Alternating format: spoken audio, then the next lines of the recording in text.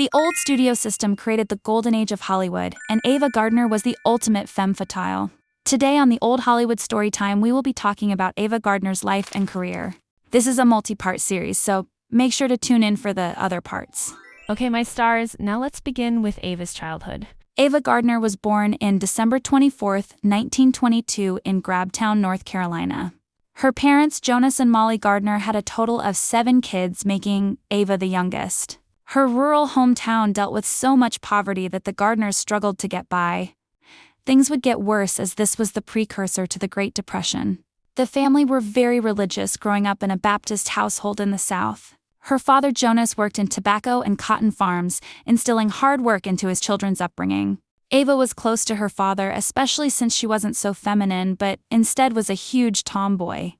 Her mother was also in the workforce. The financial instability made the Gardners relocate back and forth from Grabtown, North Carolina to Newport News, Virginia.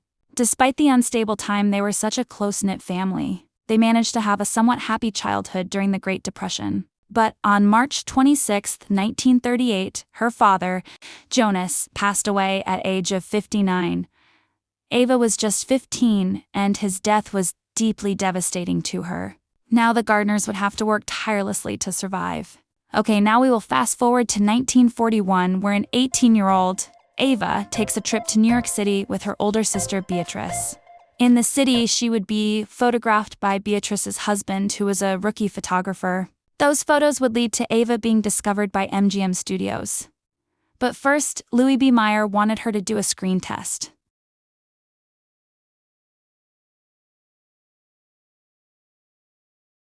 Okay, my stars, part 2. Welcome to Tinseltown. After the screen test, they thought Ava was a terrible actress, but still signed her because she was attractive enough. Ava, along with her family, would go from New York to Hollywood, California. They began by putting her through intensive speech training because many could not understand her Southern accent. Aside from acting, Ava had to learn dancing, singing, even etiquette. As she was being molded into a glamorous actress, the years between 1941 and 1946, she was posing for thousands of publicity stills, often in bathing suits for wartime pinups. She later described herself during this period as nothing more than wallpaper. Her debut was a silent bit part in the 1942 film We Were Dancing. The shyly Ava was deeply intimidated by not just the camera, but also the intense studio pressure and its elites. To calm those nerves, she would drink alcohol occasionally, creating a small dependency. And Ava was lucky that she was extremely beautiful considering the studio system would go big lengths to change their stars' appearance and life. The studios controlled every aspect of their stars, including total control in marriage and pregnancies. Studios wanted audiences to fall in love with their picture-perfect starlets, even creating intense backstories and even race-swapping to many actors. They had no problem changing every aspect about you, including your name, face, and body. So that's the old Hollywood system, but let's go back to 1941, where Ava would meet Hollywood's biggest child star, Mickey Rooney.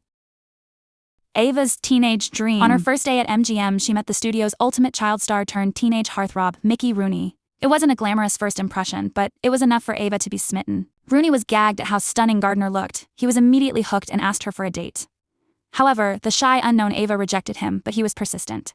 For many weeks, she rejected until she decided to give him a chance. But who was Mickey Rooney?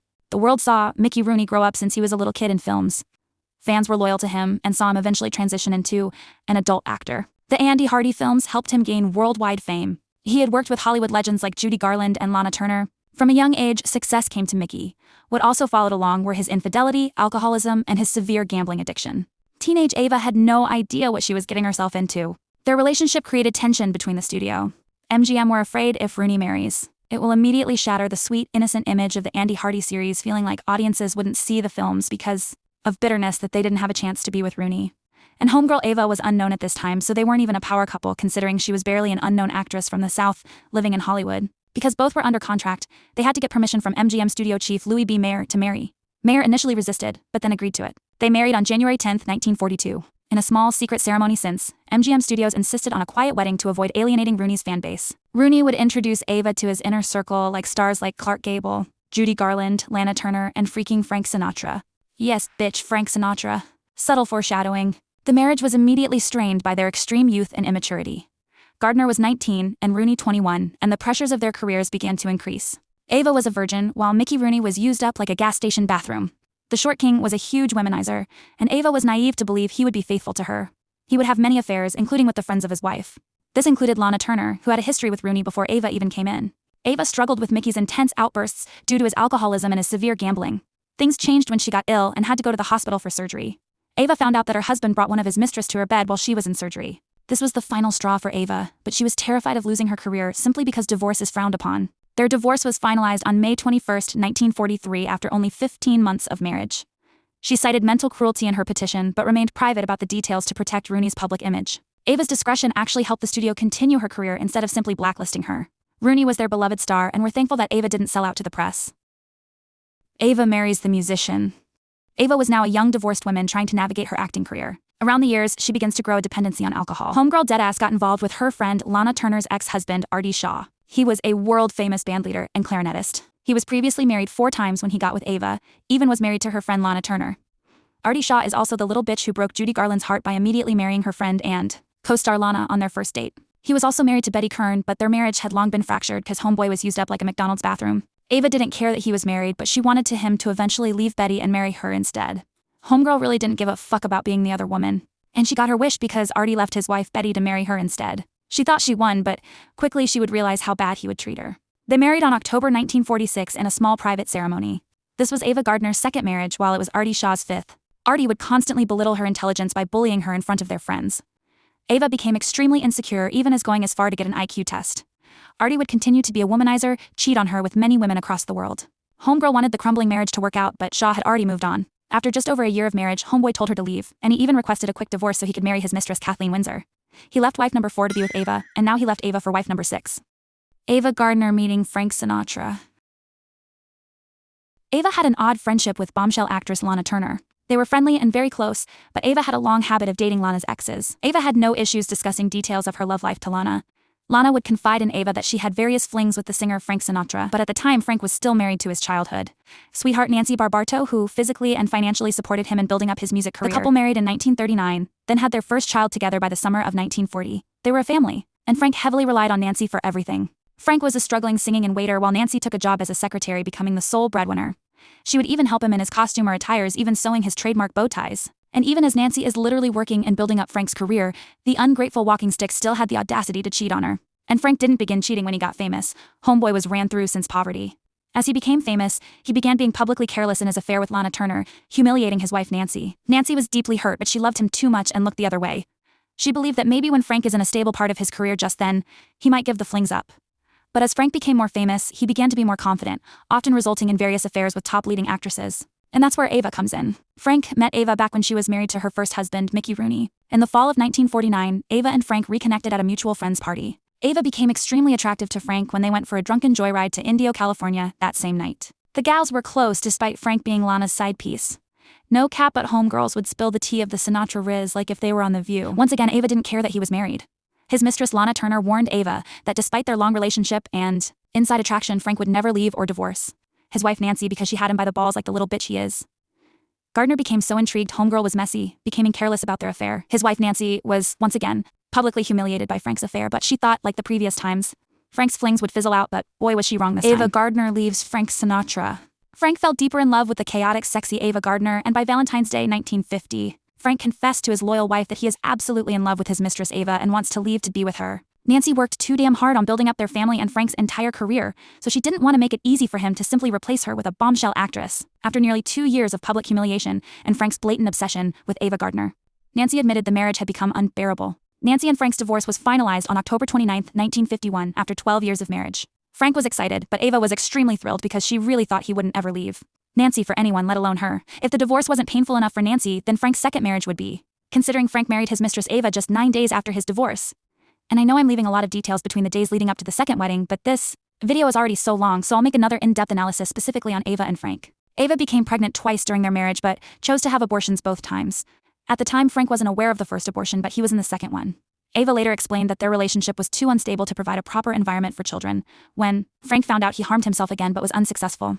In another time, while filming Magambo in Africa in 1953, Gardner had a publicized affair with bullfighter Luis Miguel Dominguin. This betrayal hurt Frank deeply, which was great poetic justice, but Little Simp still believed Ava would return to him. Ava met Luis Miguel and homegirl decided to homewreck her marriage for that Spanish riz. They openly flaunted their romance at bullfights and flamenco clubs. Homegirl was tired of Frank's antics, which is one of the many reasons she left his ass and went to Spain without him. Living abroad allowed Gardner to escape the rigid Hollywood studio system and live on her own terms. The media coverage and scrutiny was much more lax than the scandalous American media. Ava didn't want to return to the States, let alone Hollywood, so homegirl decided to dip to Spain. No cap, but even though they separated in 1953, Frank still believed Ava would come back to him eventually, but that wouldn't happen. She was happy in Europe, living a much more freeing lifestyle without the constant press intrusions.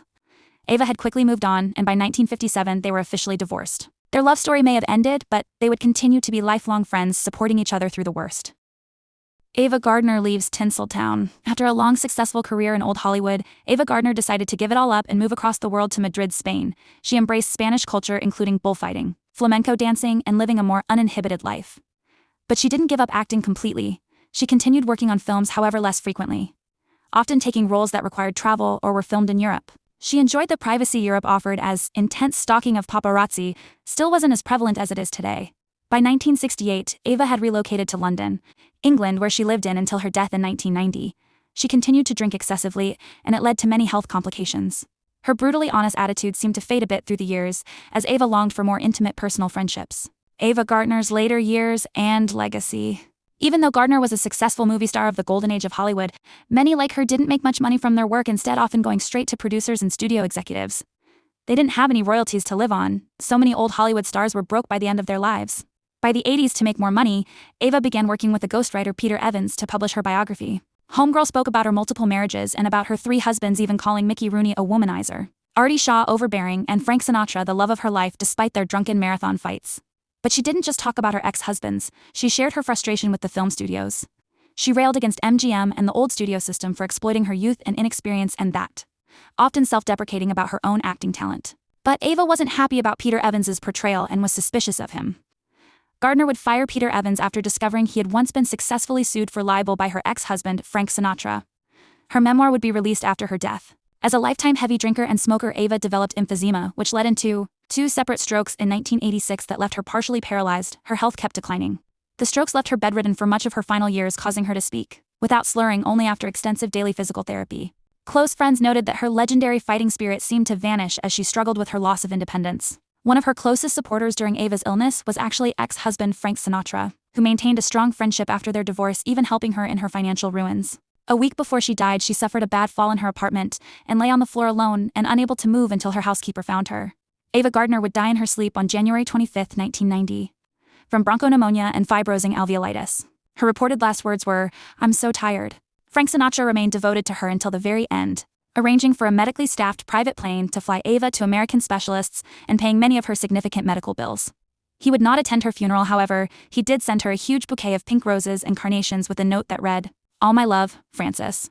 Ava Gardner left a lasting legacy as one of the most magnetic stars of Hollywood's golden age, known for her striking beauty, deep voice, and powerful screen presence, rising to fame in the 1940s, becoming a defining symbol of classic Hollywood glamour. Her messy love life with Mickey Rooney, Artie Shaw, and Frank Sinatra cemented her as a romantic at heart, but brave enough to let go. She will always be remembered as the architecture of the femme fatale, but her legacy has refused to fade away as time goes on.